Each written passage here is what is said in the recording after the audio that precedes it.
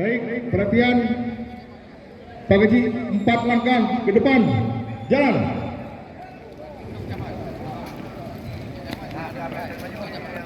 Ke depan, jalan.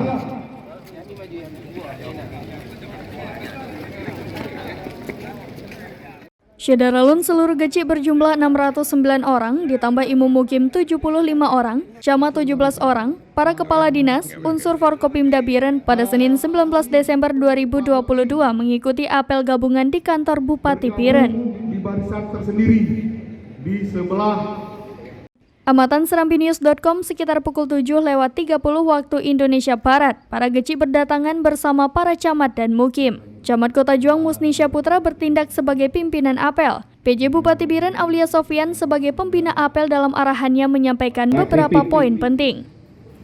Begitu juga di Menasatimu di Matang Lumpang 2. Nah, Bandreknya merupakan Aulia Sofian mengawali dengan harapan Presiden, khususnya untuk Provinsi Aceh agar ke depan Imum Mukim difungsikan kembali. Kemudian Bapak Ibu para kepala dinas, para asisten.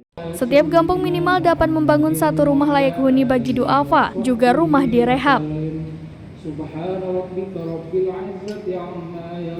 Para Geci, Tuhapet dan perangkat desa diharapkan dapat memasukkan anggaran dalam APBG, kebutuhan perbaikan jalan dan saluran air di kampung serta kebutuhan anggaran untuk berbagai kegiatan yang akan dianggarkan tahun 2023.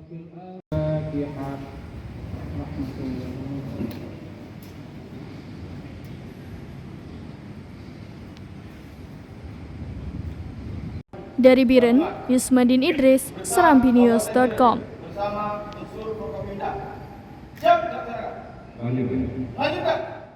yang berhadir pada hari ini untuk mengikuti apel yang pertama kali secara lengkap dengan Bupati dan Forkopimda.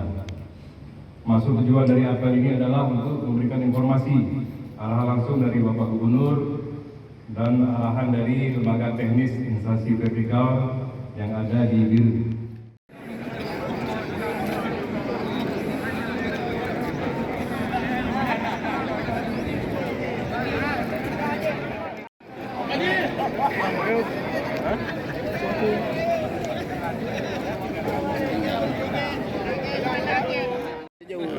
Ya, ide yang Ayo dan cakap Pak, tidak melengkapi apa?